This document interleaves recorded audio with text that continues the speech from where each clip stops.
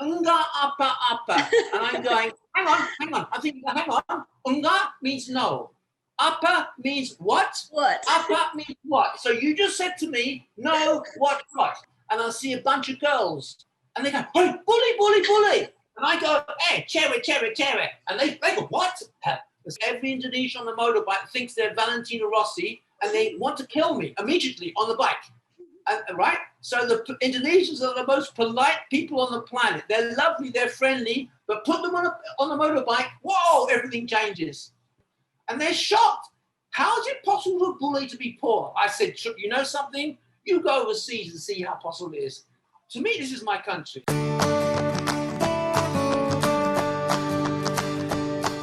Hi everybody! So on this video, I'm gonna interview one of my British friends. His name is Rod. Rod Pallister is from London and he's been living in Indonesia for around 20 years. And basically we're neighbor because we live in the same city in Indonesia. Good morning, Grifty. How are you? I'm good. What about you? Hey, I'm cool by the pool, but I don't have a pool here. Oh, Rod, you've been living in Indonesia for so many years, like it's Forever. around... I'll be living here forever. Forever, all right. Is marrying a lovely Indonesian wife the only reason you stay here, or what other things make you stay here? I first loved my wife, and then I fell in love with Indonesia. And it's not the infrastructure, not really beautiful scenery, yeah, but really the number one product Indonesia has are the people. That is Indonesia's number one export product are the people. Right, so you really like Indonesian people. I love Indonesia and I love the people. What is the first impression of Indonesia at the time you came here for the very first time? I know. The first thing I think was that the Indonesians are so personal. They ask you everything. How old are you? How much money do you make? Who are you married? They ask you everything, all the personal things, which if you're overseas, well, you've been overseas, you know. If you ask somebody overseas, they get offended. They say, none of your business, mind your business. But in Indonesia, they say it with a smile. And there's no, you know, so hey, you just gotta hang in and just be part of go with the flow, right? So, you know, we've been here like very long time. So what is the most unforgettable moment here? I've had so many, but I just think of one. I was in Sulawesi, in a city called Makassar, and this is just one amazing experience. And I saw this lady sitting underneath the flyover on the early one Saturday morning. She had 3 children, but she wasn't begging. And something made me stop. I was on a motorbike. I was on the way to go to teach English for a student. And I stopped. I don't know why, even now I don't know why. Something made me stop. I walked over to her. I sat down opposite her. I picked up one of her children and we started talking. Now, I couldn't speak Bahasa and she couldn't really speak English, but somehow we communicated. It was an absolute miracle. And then an OJET guy stopped and he could speak English. This is in Makassar. He just stopped and started translating. So that was one amazing experience. I've had so many. Over the 20 years I've lived here, I've had so many absolutely unforgettable experiences living in Indonesia. And I can say honestly, any foreigner coming to Indonesia, not to Bali, yeah, Bali is a great place, but come to the real Indonesia. This is the real Indonesia here, where the real Indonesians live. Okay, like Jawa, Sulawesi, Sumatra, those places. If they come to the real Indonesia, that's where they're gonna have the real unforgettable experiences. Yeah. Some people say something the same. So as you're an English teacher, do you enjoy teaching Indonesian students? I love it because I've taught in China and other places around the world. I don't just teach English. I actually work with PhD students, master students all over the world, many Indonesians, of course. Actually, to be honest with you, I've taught Montessori, which are children from 2 to 6 years of age. I've taught at Montessori. I love that. That was fantastic. Then I've taught what you call SD, which is like junior school. I've taught in SMP, SMR, high school kids. I love it. I love Indonesia. The thing about Indonesian students, what I really appreciate, is they do show quite a lot of respect for the teacher. Whereas in some other cultures, they don't show the same respect.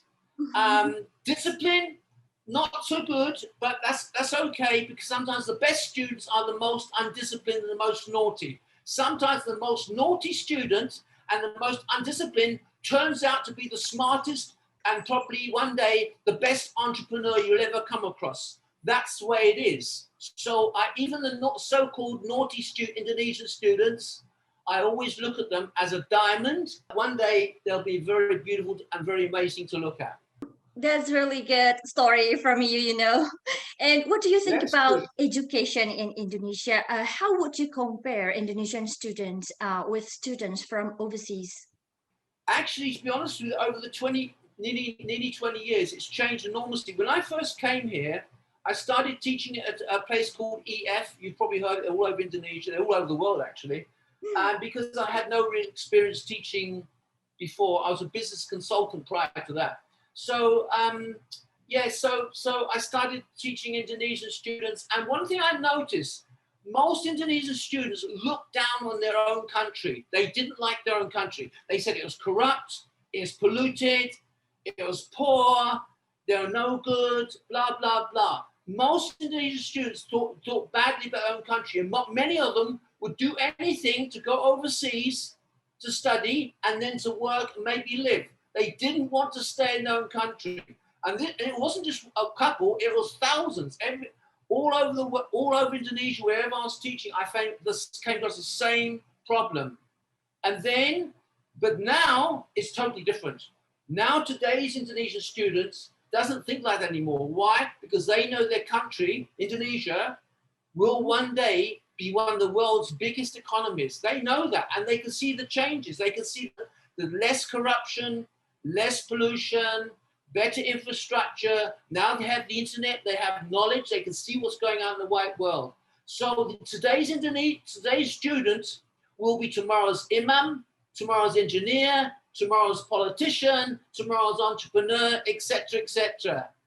20 years ago, they didn't think like that. They just thought about getting some kind of education and somehow getting by, and if they're lucky, go overseas. They didn't think about investing in their own country. Today's student, Indonesian student, thinks in terms of investing right here. When I ask students, okay, because I help students go to overseas universities. I do a lot of that with IELTS and TOEFL. I teach a lot of IELTS and TOEFL, help them to go to overseas universities. When I say to them, okay, so when you finish doing your studies overseas, what then?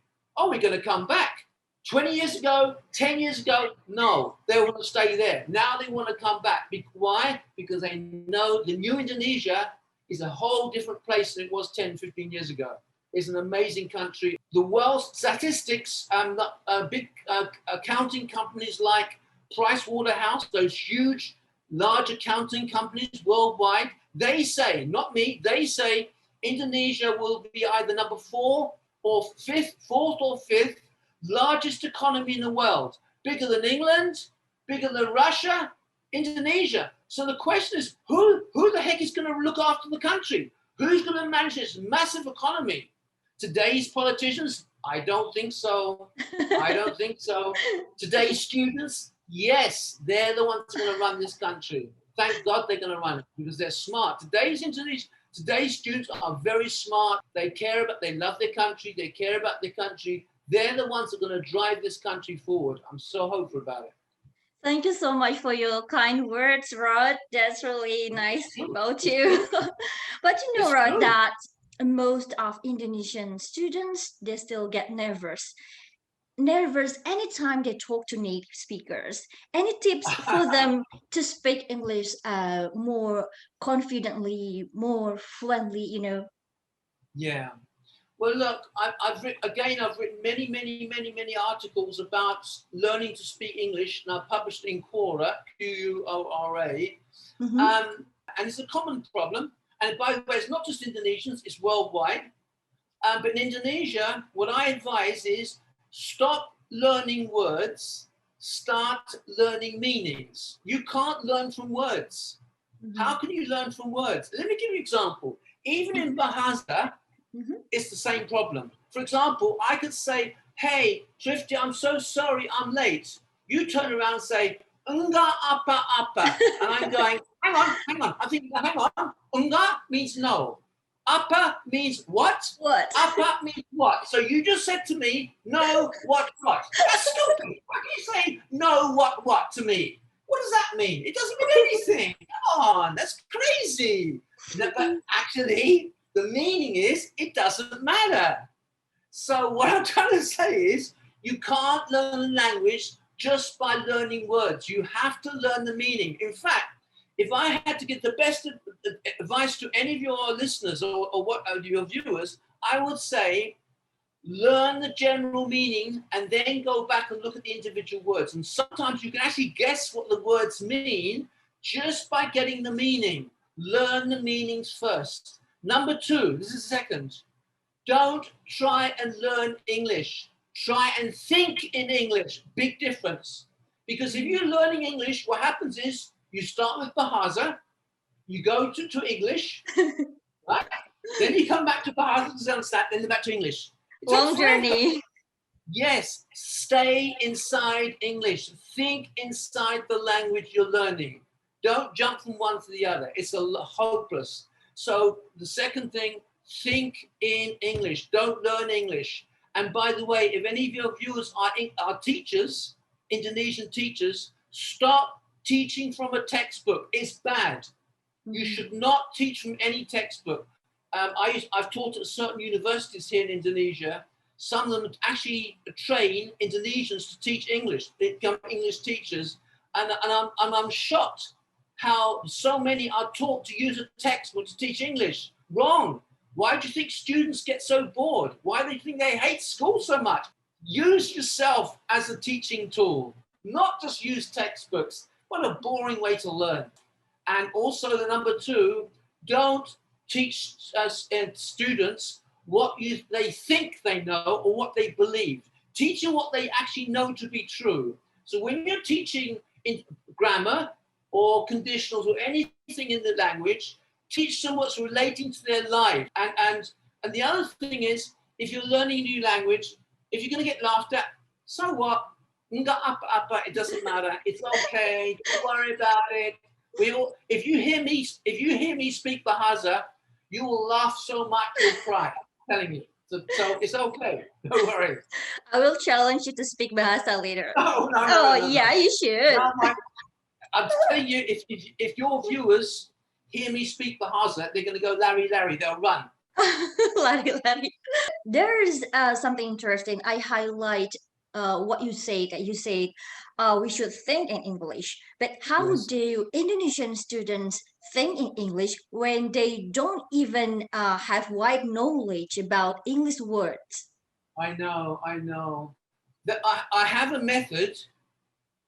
Again, it's on Quora. If your watchers go to a Quora link, I'm sure you're going to put it underneath the video.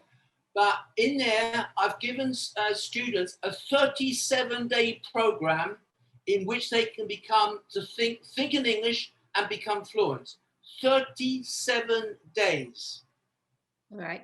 And basically, you start off. It's going to take too long to explain now, but basically it's a very scientific method. I've used it for many years, and basically the student every night has to spend between half a minute, a little bit more, speaking or thinking, not speaking, thinking English words or thinking about their life in English. Let me tell you, it's pushing. It's very, very, very hard. It's unbelievable difficult the first time you do it, right? They'll give you a pile of pushing, you'll get a headache. But 37 days later, the difference is unbelievable difference. It's unbelievable difference. It's really incredible. Wait for your listeners. I don't live in England. I live here in Sentul in Indonesia, close to you. We're neighbors. You live in Bogor and I live in Sentul, right? Yeah, everyone, we live in the same city. We live in Bogor. So, what do you think about Bogor? Well, we call Bogor the rainy city, right? Yep. I like Bogor, although I used to live up on the mountain. Is it Salak Mountain? Yeah, Bogor's nice, but I found it's getting a bit crowded for me. I like the countryside, I like the mountains, so I've moved to Sentul, and in Sentul, it's not so crowded, except the weekends, because all the people from Jakarta come to Sentul at the weekends. So all the cars are B registration. But yeah, I like Bogor and Sentul because it's kind of a relaxed way. It's cool. We don't get the mosquitoes here, right? So now moving to the topic about your life in Indonesia. I want to know what is the challenge of living as a foreigner in Indonesia? If I had to compare that to living in China, Mexico, South Africa, Cyprus, Greece, Spain, wherever, all over the world, actually, it's not a challenge. I love living here. Look, there are challenges. There are challenges here, like infrastructure, right? Okay. Like, for example, okay, I have a car, I have a motorbike as well, and on the motorbike, every Indonesian wants to kill me. They all think they're Valentino Rossi. They absolutely believe every Indonesian on the motorbike thinks they're Valentino Rossi, and they want to kill me immediately on the bike. Right? So the Indonesians are the most polite people on the planet. They're lovely, they're friendly, but put them on a motorbike, whoa, everything changes. Then it's like do or die. It's true. But guess what? There's a problem here. I'm the same now. I drive exactly the same as they do. Because to me, if you can't beat them, join them. The challenges are mainly infrastructure, which are getting better. Things are improving slowly here. What makes me very sad here is that out of 260 million Indonesians, 80% are still struggling. They don't have proper education. Their future is not good in terms of having a decent income in healthcare, education. 80% of it in Indonesia, or even 85% maybe, are way, way, way down that on that poverty line. And to me, it's very, very sad because Indonesia is actually a very rich country. We are wealthy. We don't use the wealth. All in Jawa, Sulawesi, Sumatra, all these so-called poor kampung areas, that's where the money should be going to. So you've got more equality, more opportunity. I've written so many articles on Quora. If your readers want to read and have a look on Quora, I've written about this, how we can change that. And I'm really passionate about that. I'm really passionate that in these kampung areas, there are some very smart kids there, I'm telling you. The Barack Obamas are right there, right? The future, Barack Obama was here for 4 years, became president of the United States. There are more Barack Obamas, there's more Einsteins right here in Indonesia in the kampung. Rod, you've told us that you like Indonesian society because they're friendly. Any other reasons why you really like Indonesians? But maybe other reasons. For example, when you make mistakes or you upset them, and it's easy to upset anybody, right? We make mistakes, we're human. They forgive so easily. Indonesians are very forgiving. The one moment is very special to me. At the end of Ramadan, Eid al-Victory, everybody gets together and says sorry for everything, right? We all say sorry. Yeah. Friends, family, even if you've done nothing wrong, even if you have done nothing, we still apologize and say sorry for all the bad things I've done. But you haven't done anything bad. Yes, I know, I'm saying sorry. Okay.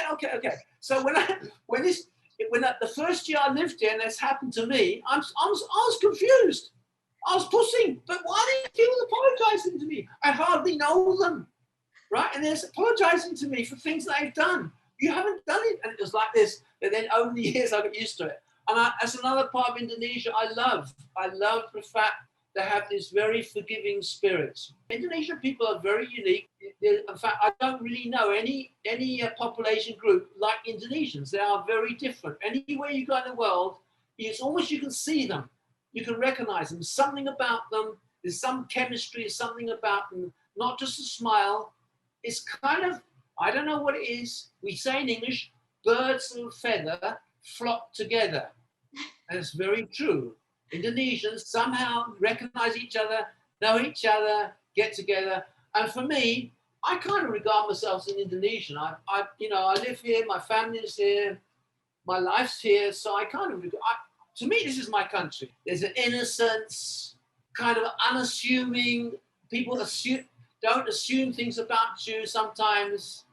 You know, if you tell them something, that sometimes I say to them, Indonesians, they look at me and they say, Mr. Rod, please buy this, or won't you buy this? And I say, hey, saya miskin. What?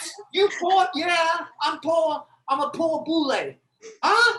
Yeah, saya miskin. My wife says you shouldn't say that. But me, I just say what I think. I just say what I feel. And they're shocked.